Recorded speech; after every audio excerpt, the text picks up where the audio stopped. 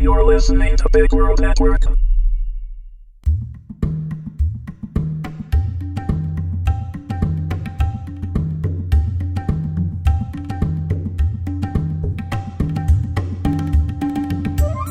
Phineas Frakture and the Curse of Steamotep. Episode 12. Written by Joseph Gatch. Read by Michael Young. Monday came and went. Students filed out of Professor Frakture's classroom, grumbling about the grades they'd received on the papers they had worked on all weekend, and about missing the opening of the exposition to boot. Phineas, eager to get out and begin work on his engine once again, was filling his satchel with notes and tests when the door to the classroom closed, and he heard the click of the lock. Looking up, he saw a familiar personage, dressed in a black uniform and trench coat, standing at the door. "I was wondering when you would show up," Phineas said without emotion. In fact, this man, a security agent from Division 5, scared the living hell out of him. This is twice that we have met under less than auspicious circumstances," the man said. "Well, it's certainly not by my choosing," retorted Phineas. "You seem to think that I care to see you." "2 times," the man held up 2 fingers. "You have taken what I want from me, whether intentionally or unintentionally. Once is happenstance. Twice, well, I don't believe in coincidences." "Neither do I, but believe me, you're the last one I'm thinking of when I'm going about my life. Anyway, what possible motive could you have for wanting a 3,000-year-old mummy?" asked Phineas. The man sidled over to a desk and sat on the corner of it. "Let me tell you a story, Professor. It is about a game of chess. The world is the board. On one side is the Empire. On the other, everyone else. We are not only playing to win the game, but to dominate it. In order to do that, we need pawns, those we can throw at our enemies to weaken their forces, and eventually capture the kings or queens. It is rumored that Victoria has a legion of undead soldiers, powered by boilers and mind control, killing machines that have no fear, no conscience. The Tsar has battalions of giant walking mechanica, with cannons with bores larger than any in our army. I won't even say what the Chinese emperor is expected of having at his disposal. It is too fearsome to even mention. You, Professor, are denying us our pawns, 2 weapons that could have tipped the scales in our favor. First, the ultimate ground trooper, and now the secret of an immortal soldier." "I'm sorry that I've caused you so much hardship," Phineas said coolly. "Your superiors must be thinking quite low of you about now. But, quite frankly, your methods leave something to be desired. The wanton genetic destruction of innocents, to further your military gain, cannot be condoned. Those Dolanite soldiers didn't enlist voluntarily. They were kidnapped from their families and lives, and mutated into mindless monsters. And as for the secret of immortality, they would be better off dead to spare them of the suffering that they would endure." "Then why didn't you take your knowledge of the Dolanites to the newspapers, and expose us if you're so righteous?" Phineas hesitated for a moment. This was treading on thin ice, and now was not the time for him to lose his composure. Because, like so many others, I had someone who was taken by the beasts. It was enough that I learned of their fates. Others didn't need to know. "Both proud and noble," mocked the agent. "You realize that even with these setbacks, we will still have the finest war machine in the world. On land, in the air, even the ocean shall see our might, above and below. You see, plans are underway, even as we speak, to dominate below the surface. Our empire will spread across the globe like wildfire when the time comes, and you, Professor, can relish in the fact that you were part of it. Now, doesn't that sound nice?" "What are you talking about? I denied you your soldiers. I want nothing to do with war." The agent pulled a roll of papers from his coat and threw them on Phineas's desk. "Recognize these? You drew them up for us several years ago. A contest, I believe it was. One that you were eager to win, to show off your intellect. The government made a few modifications to them, but The basis of your designs is still there." Phineas looked over the schematics and recognized his work. A second set of similar documents held the design plus modifications for armaments. He scowled and crushed them into a ball. "Oh, do keep them. They will make for a nice memento after the war. And the war is coming, whether you want it to or not. Contrary to popular belief, one man cannot make a difference. At least, not when he opposes the grand scheme."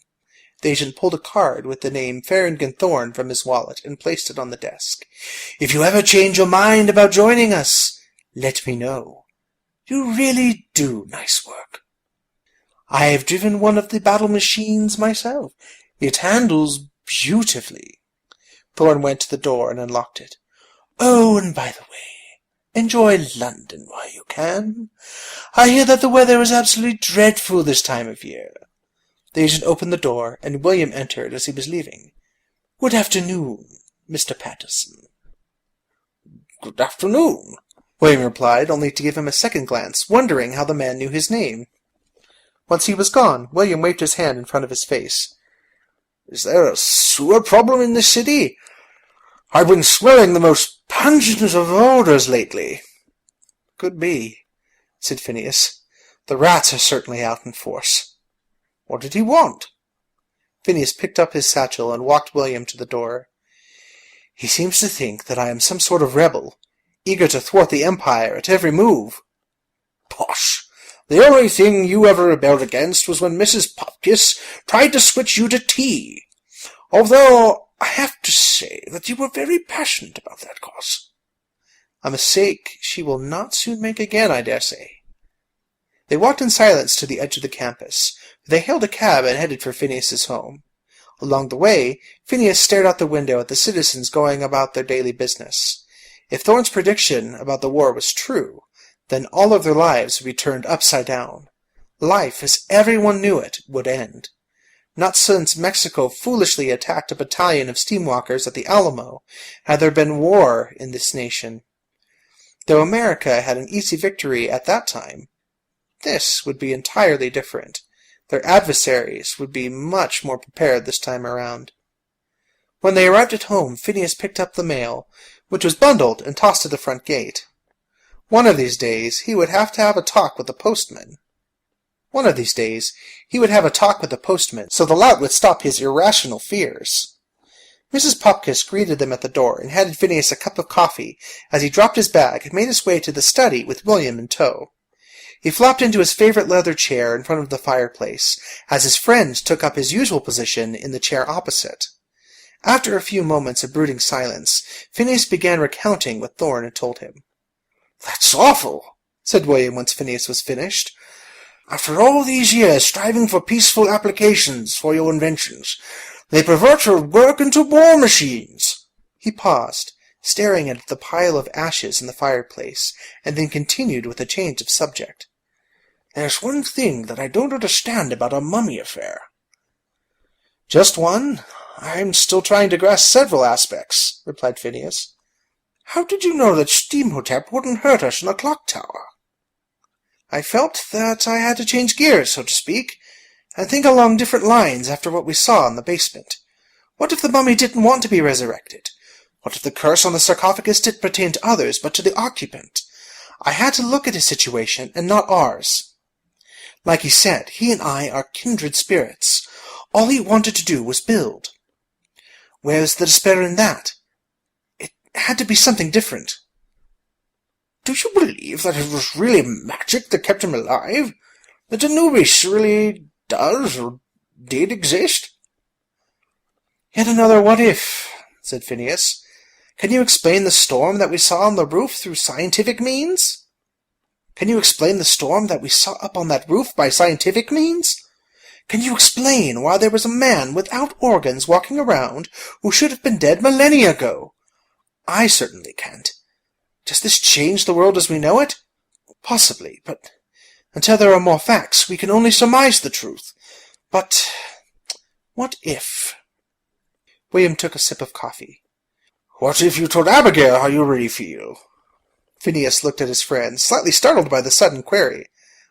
I've shown her my affection for her. How? Well, I gave her a new pressure valve for her rotor engine a month ago. Which blew up. Manufacturer's defect. You built it. Like I said. William and Phineas looked at each other and then burst out laughing. The door to the study opened and Abigail entered. "What is so funny?" she asked. "Nothing," replied William. "Phineas made a joke." "Right. I believe that like I believe in flying mummies. But I guess anything is possible."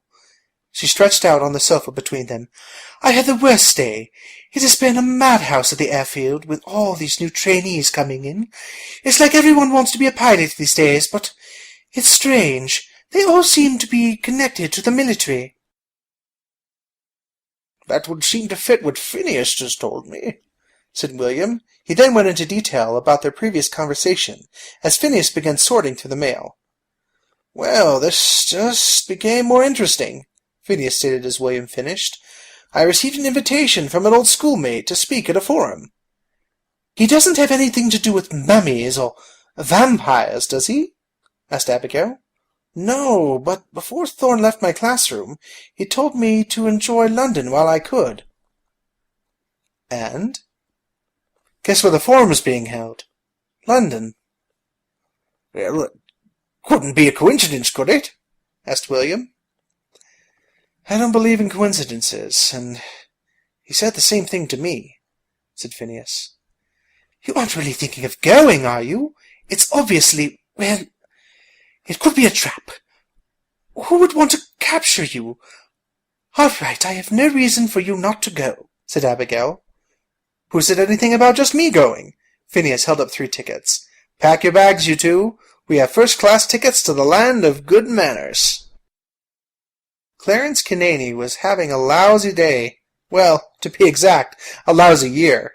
Ever since the new Cownby's chittering chimney sweep, a mechanical squirrel with a wire-bristled tail, went on the market, his trade as a sweep had gone south. Why pay for his services when you could wind up a squirrel and send it into the flue any time you wanted? He just sat down on the curb and wiped what little soot he had on his face when a glittering object in the gutter caught his eye.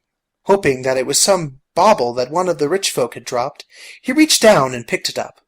It was slightly smaller than his fist, and had many gears rotating within. It didn't seem like much, but you never knew what the scrapyard might pay for spare parts. He rubbed it on his coat and then shoved it into his shirt pocket. He suddenly felt a discomfort in his chest, probably from the sausage he'd had for lunch, he thought. Clarence let out a loud belch, yet still didn't feel relieved. The discomfort turned into a sharp pain, and he pulled open his shirt to reveal the bauble attached right above his heart. Small tendrils snaked out, impaling his flesh. Bones were suddenly ejected from his legs and his left arm, only to be replaced by mechanica. Clarence clawed at his face as something protruded from his eye. He screamed in rage and fear until it was finally over.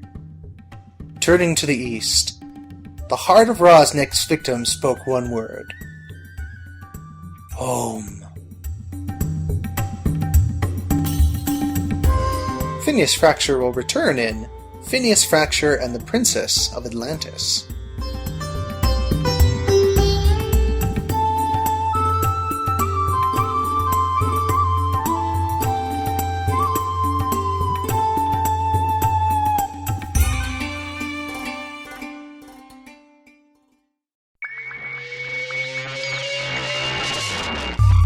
You're listening to Big World Network.